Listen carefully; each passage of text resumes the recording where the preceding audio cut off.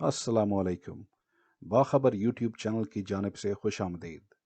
مختلف ممالک کی جانب سے کرونا ویکسین کی تیاری میں رکاوٹ اور پیش رفت، انسانی رویے اور معمولات پر کرونا کے اثرات۔ آج کی اس ویڈیو میں ہم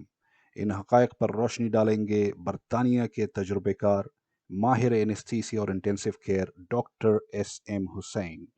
تو آئیے چلتے ہیں ویڈیو کی جانب۔ کرونا کی وبا میں دنیا گزشتہ 9-10 مہینوں سے مبتلا ہے، اور اس دوران میں 8 لاکھ سے زیادہ اموات ہو چکی ہیں۔ ابتدا میں جن علاقوں میں یہ وبا زیادہ پھیلی وہاں پر یہ کچھ کم ہو رہی ہے، اور جن علاقوں میں یہ وبا کم تھی اب وہاں اس نے بڑھنا شروع کر دیا ہے۔ ساتھ ہی ساتھ کچھ علاقوں میں جہاں پر کہ اس وبا کا پھیلاؤ بہت کم ہو گیا تھا وہاں پر پھر سرج ہو رہی ہے، اور اس وقت جنوبی امریکی ریاستوں میں اور میکسیکو، ارجنٹینا، برازیل وغیرہ میں اس کا پھیلاؤ زیادہ ہو رہا ہے۔ اس کے ساتھ ہی چونکہ موسم کا اس پر کوئی اثر نہیں ہے، اس وجہ سے گرم علاقوں میں بھی اس کا پھیلاؤ ہے اور سرد علاقوں میں بھی، اور اس بیماری سے کسی کو امیونٹی نہیں ہے۔ یہ بوڑھوں میں، جوانوں میں یکساں طور پر یہ اثر کر رہی ہے، اور اس کے سمٹمز جو ہیں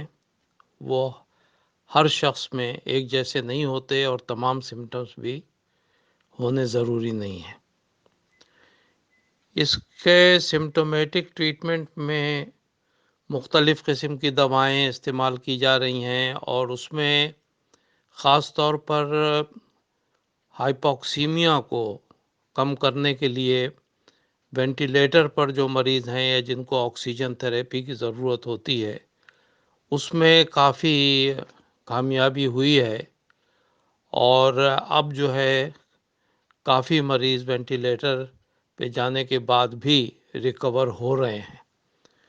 لیکن ساتھ ہی یہ بھی معلوم ہوا کہ یہ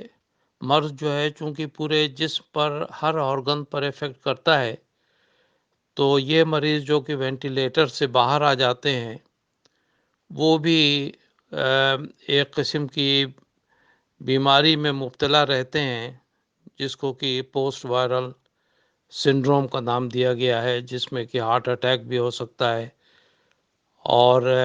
فرگیٹ فلنس، رینل فیلئر اور دوسری چیزیں دیکھی جا رہی ہیں۔ اس کو روکنے کے لیے ویکسین کے اوپر بہت ابتدا سے ہی کام شروع ہو گیا تھا، لیکن چونکہ یہ وائرس دوسرے وائرس سے مختلف ہے، یہ اس کی ویکسین کی تیاری میں کافی ابتدائی طور پر بھی دشواری رہی، اور اب بھی کافی دشواریاں ہیں، اور کلینیکل ٹرائلز تو ابھی تک کسی ویکسین پر نہیں ہو سکے ہیں، لیکن 140 سینٹرز میں کام ہو رہا ہے دنیا میں، جس میں سے 23-24 کے قریب کچھ پیش رفت بھی کر رہی تھیں، اور اس وقت گزشتہ ہفتے روس، کیوبا،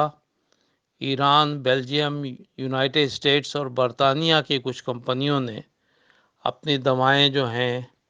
ان کو کلینیکل ٹرائل کے لیے ریلیز کرنے کا بھی فیصلہ کیا ہے، لیکن جنرل پبلک کے استعمال کے لیے تو جب تک کلینیکل ٹرائلز نہ ہوں یہ محفوظ نہیں سمجھی جا رہی ہے۔ لیکن بہرحال اس طرف بھی پیش رفت ہو رہی ہے، اور یونائٹڈ نیشنز نے WHO نے اس وبا کے ابتدا اس کے کس طریقے سے یہ انسانوں میں داخل ہوئی اس پر بھی اسٹڈی شروع کر دی ہے، لیکن WHO کے ایک محتاط اندازے کے مطابق اس بیماری کو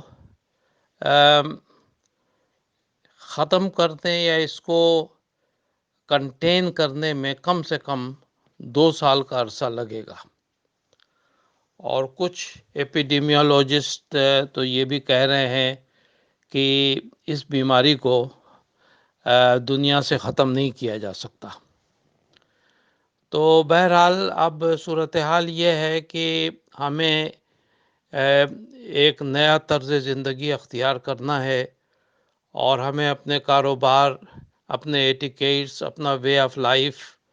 اس طریقے سے اڈاپٹ کرنا ہوگا کہ ہم اپنے کاروبار جو ہے وہ محفوظ طریقے سے اور اپنے آپ کو اس بیماری سے محفوظ رکھتے ہوئے سر انجام دیں۔ اس سلسلے میں اب یہ فیصلہ ہوا ہے کہ پورے کے پورے شہروں کو لاک ڈاؤن نہیں کیا جائے گا۔ جس علاقے میں، جس کمپنی میں، جس دفتر میں، جس فیکٹری میں جہاں پر یہ بیماری پھیلے گی اس کو جو ہے وہ بند کیا جائے گا، وہاں پہ جن میں بیماری ہوگی ان کو آئسولیٹ کیا جائے گا، اور اس طریقے سے اس بیماری کو کنٹین کرنے کی کوشش کی جائے گی۔ اس میں جو ہے وہ سب سے ضروری چیز اب یہ ہے کہ ہر شخص میں اس چیز کا احساس پیدا ہو جائے کہ اس نے اپنے آپ کو محفوظ رکھنا ہے اور اس بیماری کو پھیلنے سے روکنا بھی ہے، اور اس کے لیے جو ہے وہ کمپین بھی چلائی گئی ہے، اس کے لیے لوگوں کو اویئرنیس بھی دی گئی ہے، اس کے لیے جو ہے مختلف قسم کے پروگرامز کے ذریعے لوگوں کو سمجھانے کی کوشش کی گئی ہے، اور اس سلسلے میں ہمارے یہاں برطانیہ میں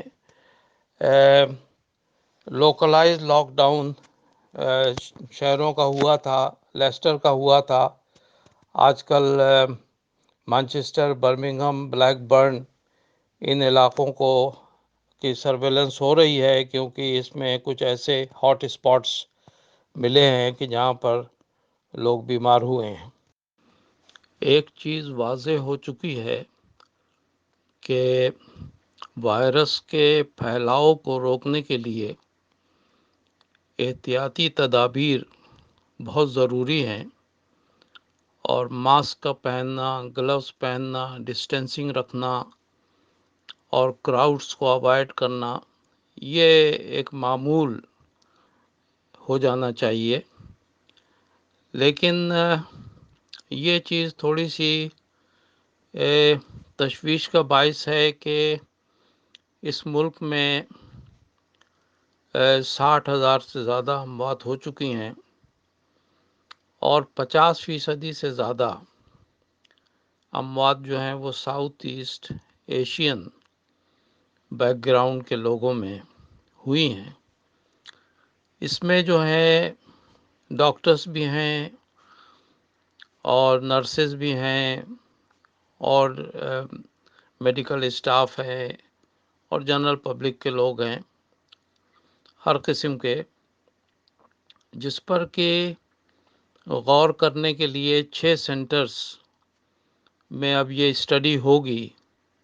کہ وہ جن کی اموات ہوئی ہے ان کے متعلق ڈیٹیل انفارمیشن حاصل کی جائے کہ ان میں کیا کوماربیڈیٹیز تھیں اور کیا سرکمسٹانسز سے کہ جس کی وجہ سے یہ اموات ہوئی ہیں۔ لیکن ابھی حال ہی میں یہ دیکھا گیا کہ جہاں پر جن علاقوں میں یہ وائرس کی آؤٹ بریک ہو رہی ہے، جس میں لیسٹر میں پہلے ہوا تھا، اب جو ہے وہ مانچسٹر، اولڈم، برمنگھم اور ایک دو اور جگہوں پر جن کو کہ ہاٹ اسپاٹ کہا جا رہا ہے کہ وہاں پر کچھ آؤٹ بریک ہوئی ہے اور اس کے پھیلنے کے خدشات ہیں. تو یہ بھی سوچا جا رہا ہے کہ ان علاقوں میں بھی south East Asian back ground کے لوگوں کی تعداد زیادہ ہے. تو اب اس پہ یہ بھی دیکھنا ہے کہ لوگوں کے ایٹیٹیوڈ اور بیہیویئر پہ کن چیزوں کا انفلوئنس ہوتا ہے اور کیا وجہ ہے کہ south East Asian back ground کے لوگ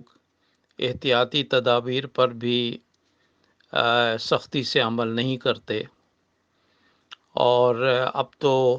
ماسک نہ پہننے پر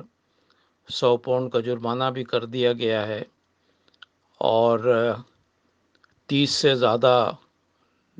لوگوں کا اگر کہیں مجمع ہوگا اور ڈسٹینسنگ بھی نہیں ہوگی تو 10,000 پاؤنڈ کا جرمانہ کیا جائے گا. تو ان تمام چیزوں کا